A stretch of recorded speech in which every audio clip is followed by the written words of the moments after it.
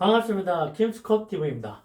이번 시간은 본 강좌의 첫 시간으로 무역업을 창업하는 데 있어서 기본적으로 알아야 할 내용과 수출 무역업의 첫걸음에 대해 함께 생각해보는 시간을 갖도록 하겠습니다. 첫째, 무역업 프로세스. 둘째, 무역의 개요. 셋째, 수출과 수입의 차이. 그리고 넷째, 무역령의 이해 등에 대해 여러분과 함께 하도록 하겠습니다. 먼저 무역업 창업 프로세스에 대해 언급하면 무역을 하기 위한 절차는 크게 복잡하지 않습니다. 지역 관할 세무서에 사업자 등록을 하고 한국무역협회로부터 무역업 고유 번호를 발급받으면 누구나 무역을 시작할 수 있습니다.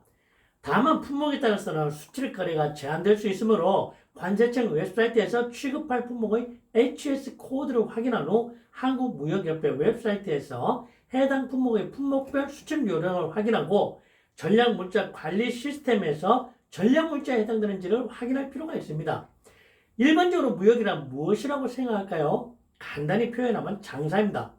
물건을 사고 파는 것입니다. 사고 파는 대상이 외국이라는 점이 우리가 일반적으로 생각하는 장사와 다른 점입니다.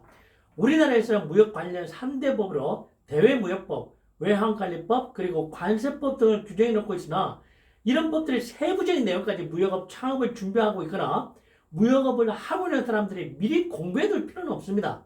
법의 특성상 정상적인 무역거래는 해당되지 않은 조항들이 대부분이며 특수거래만 해당되는 조항들도 많기 때문에 실제로 무역거래를 하면서 필요한 부분만 확인해도 됩니다. 이어서 수출과 수입의 차이가 무엇인지를 따져 파악해야 됩니다. 수출과 수입을 진행하는 현장에서 중점사항이 전혀 다릅니다. 기본적으로 수출은 수출 아이템 선정이 가장 중요하고 수입은 수입한 해외 제품을 국내에 판매할 곳, 즉 유통망이 확보되어 있느냐가 매우 중요하다 할 수 있습니다. 수출의 경우 아이템 선정이 중요하다고 했는데 이는 결국 무역업 창업의 성패가 달렸다 해도 과언이 아닙니다.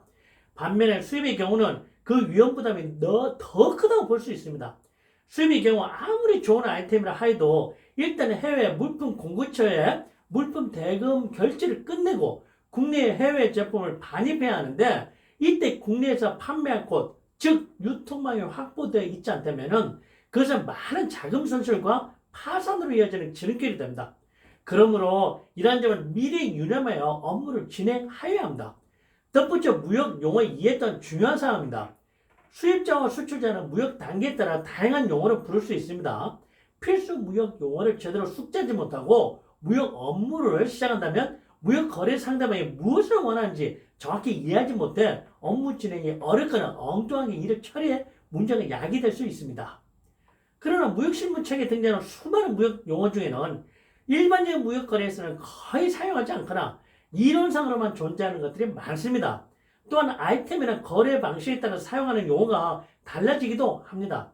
따라서 무역 업무를 시작하기 전에 책에 나오는 무역 용어를 마스터하지 않더라도 기본적인 무역 용어를 익힌 후에 실무를 처리해 나가는 과정에서 추가적으로 알아야 할 용어들을 보충해 나가면 됩니다. 따라서 본 강좌에서는 일반적인 무역거래에서 사용하는 기본적인 용어들만 다루도록 하겠습니다. 지금 현재 막 무역업을 창업하여 업무를 진행하고 있거나 무역업 창업을 준비하고 있는 상황이라면 무역 관련 국제규범 및 국내 법규에 대해서 약간의 이해는 필요합니다.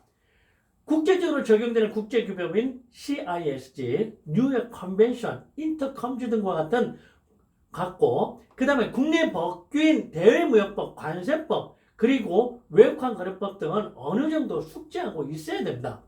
그리고 HS 코드와 관세율의 이해 또한 필요하다 할 수 있습니다. HS 코드에서 제정한 통일 상품 보호책에 관한 국제협약, 즉 약칭 HS 협약에 따라 각 품목에 부여되는 고유한 품목 분류 번호입니다. 처음 수출한다면 수출 전에 국제운송사나 관세사를 통해 해당 HS 코드로 수출할 경우 수입국의 관세율과 수입 요건, 수입 애로 등과 같은 관련 정보를 미리 확인해 보는 것도 성공적인 수출을 위한 첫 걸음이라 할 수 있습니다. 국제적으로 적용되는 국제규범인 CISG, 뉴욕 컨벤션, 인터컴주 등이 있는데 본 강좌는 인터컴주만을 다루도록 하겠습니다. 국내 법규로는 대외무역법, 관세법, 그리고 외국환 거래법 등이 해당된다 하겠으나 이들 법 경우는 해당 분야의 전문가로 일하는 경우가 아니라면 깊이 공부할 필요는 없겠으나 꼭 필요한 경우에는 해당 분야의 전문가에 문의하면 됩니다. 다음, 무역 장비 이해 또한 필요합니다. 무역 장비는 수입국이 자국민의 안전과 자국 산업을 보호하려고 까다로운 안정성 검증과 수입 허가를 수입품에 적용하는 무역 규제를 의미합니다. 아무리 좋은 아이템을 확보하여 특정 국가에 수출하고자 하여도 이러한 무역 장비에 걸려있는 아이템은 성공할 확률은 아주 희박합니다. 그럼 이제 어느 정도 무역업을 이해하는 기본적인 개념은 이해했으리라 믿고 무역 업무의 흐름을 알아보도록 하겠습니다. 무역 업무의 흐름은 크게 제일 먼저 아이템과 거래처 개발이 이루어져야 할 것이라고, 다음 단계로는 상담 및 계약 체결이 이루어지고 나면 운송, 보험, 통관의 단계로 구분할 수 있습니다.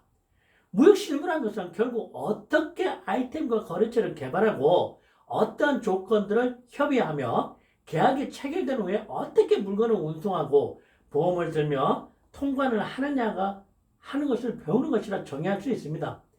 무역이라는 개념도 궁극적으로 장사입니다. 물건을 생산해 판매하는 것입니다. 일반적으로 국내에서 사고 파는 개념이 좀 더 확대되어 제품의 수요처가 국내가 아닌 국외라는 점이 다른 점입니다. 국외의 거래처와 교역을 하기 위해서는 자국 언어가 아닌 세계 공용 언어로 일컫는 영어를 사용해야 한다는 것입니다. 따라서 이번 시간의 마지막 테마인 무역 영어 이해에 대해 생각해 보도록 하겠습니다.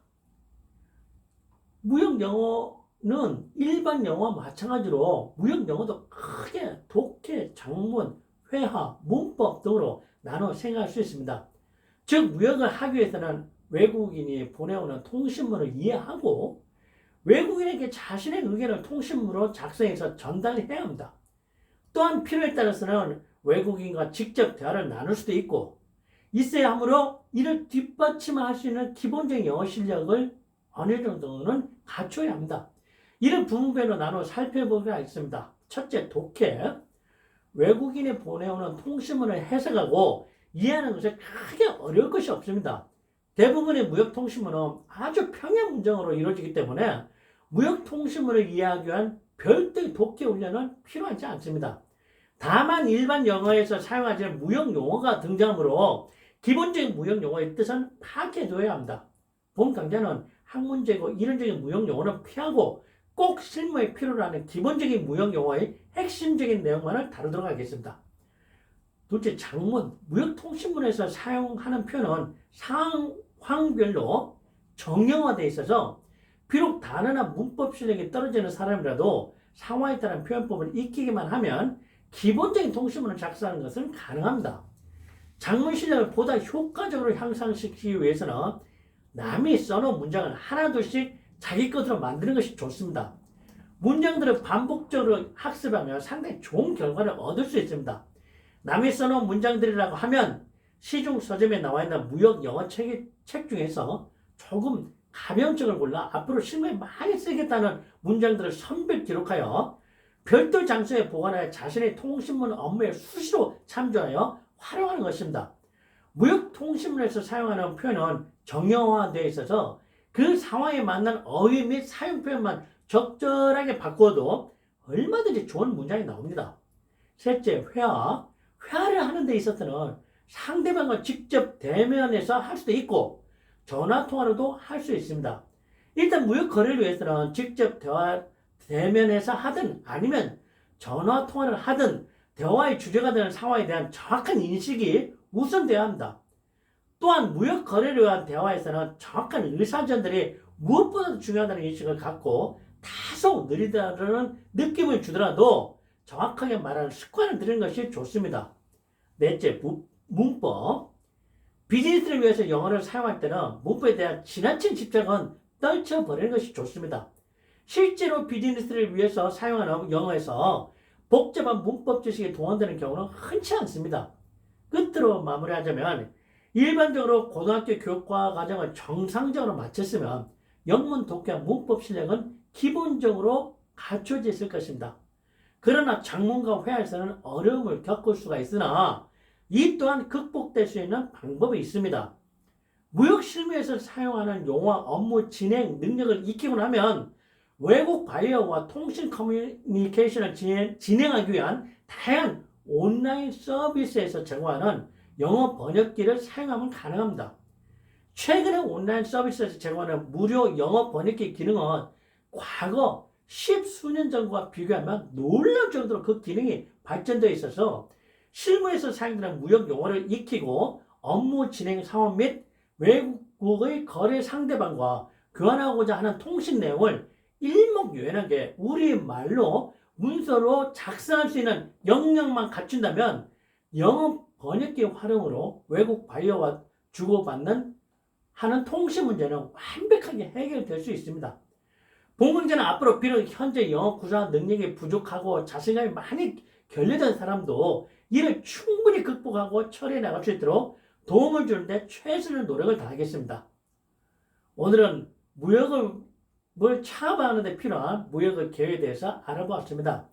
다음 시간에는 수출 업무를 위한 수출 물품의 확보, 아이템을 정하는 방안, 수출 제품 공급업체 확보 등에 대해서 알아보도록 하겠습니다. 여러분의 구독과 좋아요, 알림 설정은 저에게 많은 힘이 됩니다. 또한 기분 좋은 댓글도 많이 부탁드립니다. 감사합니다. See you again.